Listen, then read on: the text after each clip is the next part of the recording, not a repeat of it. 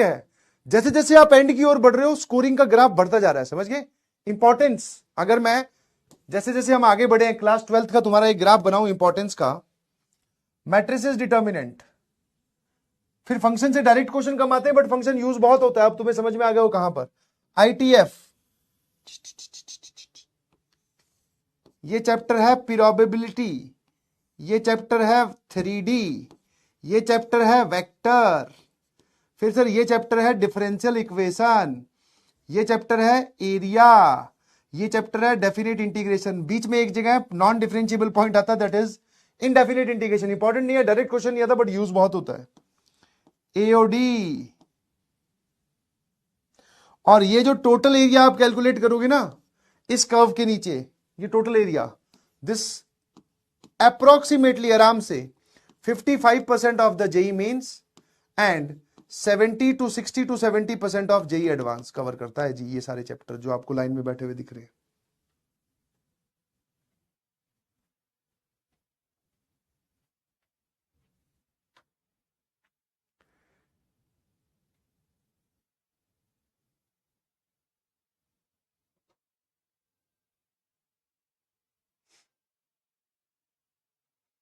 AOD पे भी यहां आप मैक्सिमा बना सकते हैं, बिल्कुल सही कर रहे हो, मतलब यहां पर है ना थोड़ा सा इसके बाद में ग्राफ जो है वो ऐसा बनना चाहिए, ऐसा कि एओडी और डीआई डिफरेंशियल डेफिनेट इंटीग्रेशन, इन पे ऐसा ग्राफ बनता है भाई। चलिए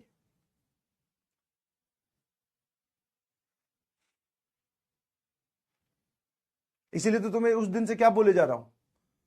कि 11वीं 12वीं छोड़ 12वीं काबू में रख। इनफैक्ट अगर तुम जैसे सोचो कि दिवाली पर भी मेरी एक्सपेक्टेशन तुमसे क्या है, मैं आज ही सोच रहा था कि बच्चों को दिवाली के लिए क्या बोला जाए, जो पढ़ा है ना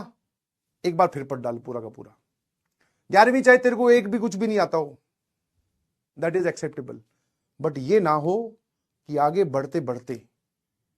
क्योंकि अभी तुम्हारे लिए लेवल ऑफ एक्साइटमेंट पता है किस पॉइंट तक है, सर 11वीं का रिवीजन हम स्टार्ट करेंगे, मजे आएंगे, और 12वीं तो सर हो ही गई, समझ गए, 12th इज कंप्लीटेड, 3 चैप्टर या 4 चैप्टर और बचे हैं। अभी जो बात लिखी है ना 60 to 70% of JEE Advanced, that is true, और जिस दिन पेपर होगा उस दिन ले आना, परसेंटेज कैलकुलेटर पे कैलकुलेट करके दिखा दूंगा, ये देख कितने परसेंट आ रहा है, हर एक सवाल पे तू लिखेगा कि 11वीं का है कि 12वीं का है, कौन से टॉपिक का है वो भी तू ही लिखेगा, number of question asked divided by total number of questions in both the paper, JEE mains का paper 1 and sorry JEE advance का पेपर 1 एंड पेपर 2, और वो परसेंटेज 60% से ऊपर जाएगा, समझ गए। तो आपको क्या करना है, 12वीं ही काबू में रखनी है, 12वीं को ही रिवाइज करना है, कोई चैप्टर इसका अगर वीक है तो उसके पीवाईक्यूज करो, सारे ठीक है तो 10-10 पीवाईक्यू और कर डालो दिवाली पे, सिंपल सा होमवर्क है दिवाली में, जितने चैप्टर्स आपके पीवाईक्यू के हो मतलब सॉरी अब तक हो चुके हैं उन सबके 10-10 पीवाईक्यूज, फ्रेश पीवाईक्यूज जो आपने ना क्लास नोट्स में किए ना ही आपने कहीं और किए, और प्लस नोट्स रिवीजन, बस इतना सा होमवर्क है दिवाली का।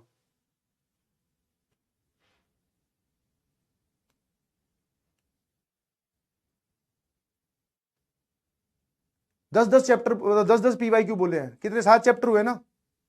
कौन सा चैप्टर चल रही है, 8-9 जितने भी हुए, मतलब 90 सवाल करने हैं आपको सिर्फ,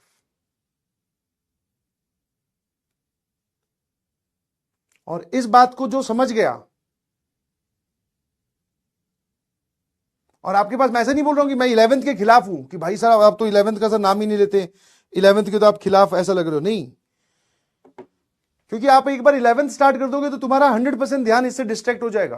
तुम ये सब चीजें छोड़ने लगोगे, इसके पीवाईक्यू कम कर दोगे, उसके तो वो तो टाइम तो लिमिटेड है ना भाई, थोड़ा उसको दिया थोड़ा इसको दिया, इसलिए मैं अभी 11th पे चालू नहीं करवा रहा हूं, ना ही तुम्हें बोल रहा हूं कि 11th के पीछे भागो, there will be a time तब देखेंगे उसको, अभी जो देखने वाली चीज है उसको बहुत अच्छे से देखो। Number of holidays are I believe 4, 31, 1, 2 और 3 है ना, 31 के साथ शायद 30 की भी होगी बट ये तो होंगी 4, 31, 1, 2 और 3, हाँ, फिर उसके 2 या मतलब 3 दिन बाद में शायद छठ पूजा की भी हॉलीडे है 2 दिन की, तभी आपके पास में टाइम है भाई अच्छे से रिवाइज करने का, ठीक है। चलिए find the value of A for which the area of the figure bounded by, और उसमें भी रिवीजन में भी कुछ नहीं करना और एकदम प्रिसाइज कर दे रहा हूं, सिर्फ क्लास नोट्स और क्लास नोट्स के पीवाईक्यूज। टाइम बचे 10 फ्रेश पीवाईक्यू, बस एकदम सिंपल क्रिस्टल क्लियर की क्या करना है। कहीं भाग के जाने की जरूरत नहीं है, कोई किताब खरीद के लाने की जरूरत नहीं है, किसी से एडवाइस लेने की जरूरत नहीं है, बता दिया बस, अभी करने की जरूरत है।